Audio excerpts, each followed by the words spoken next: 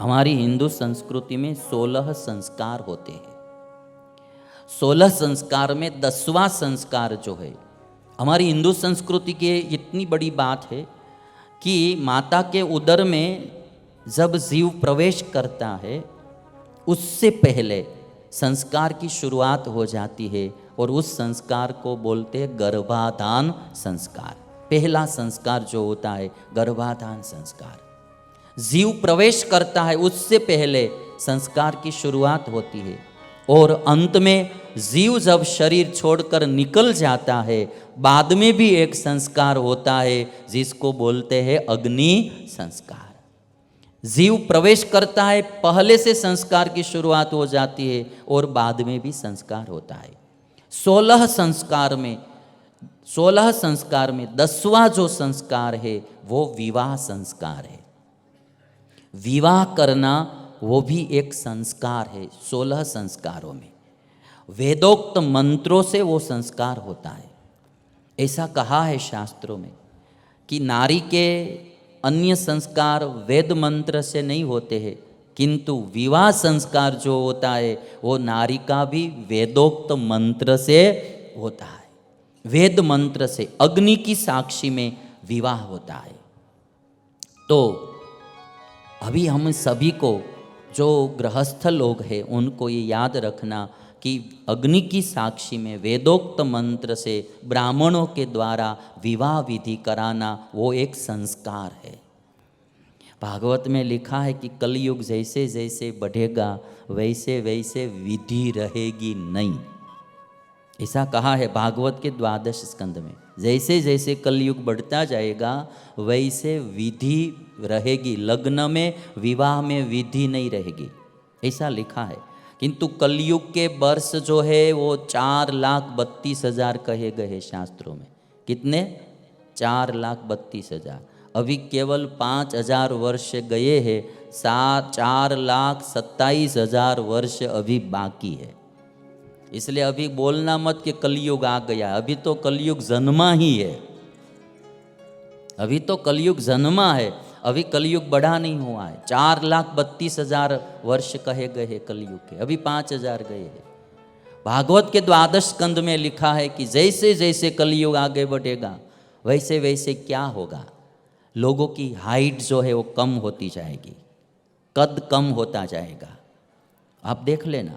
और बाल छोटी उम्र में ही सफ़ेद होने लगेंगे। थोड़ा कुछ लक्षण तो आप सबको भी दिखाई देता होगा। गाय जो है वो बकरी जैसी हो जाएगी, बकरी के कद की हो जाएगी। आदमी का जो हाइट है वो कम होती जाएगी।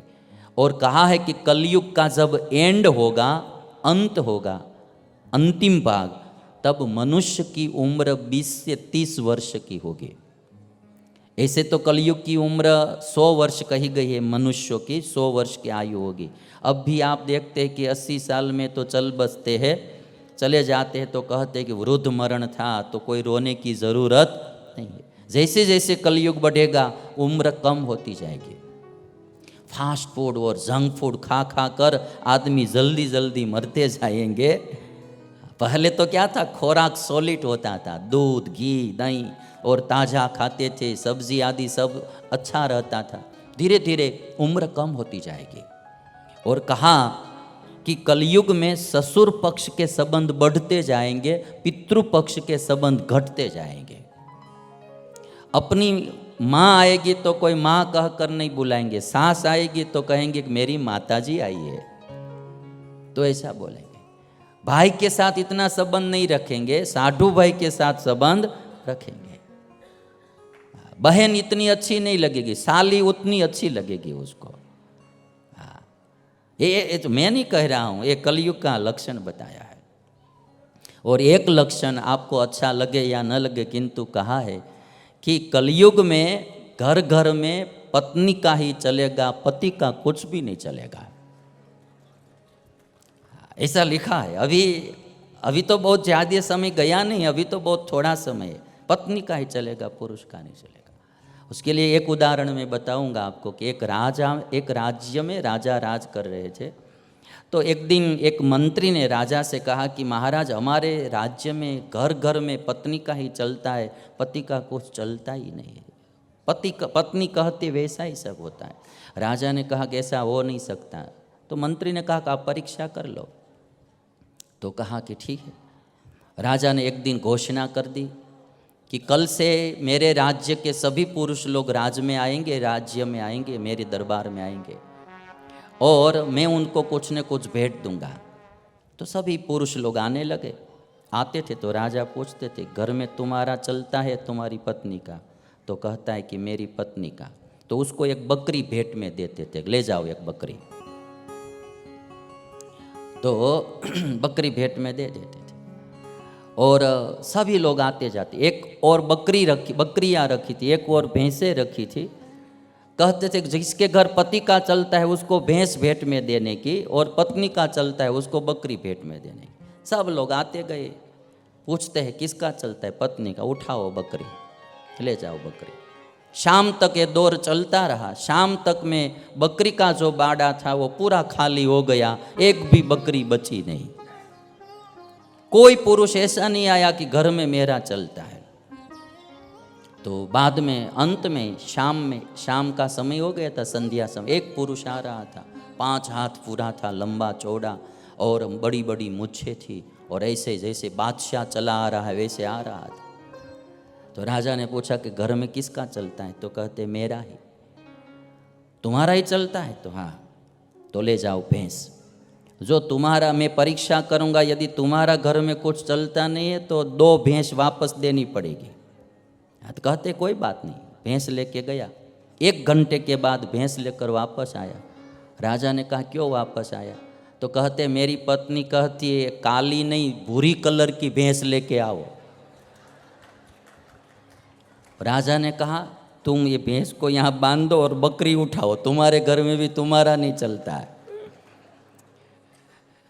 तो सब बकरियाँ लेके चले गए।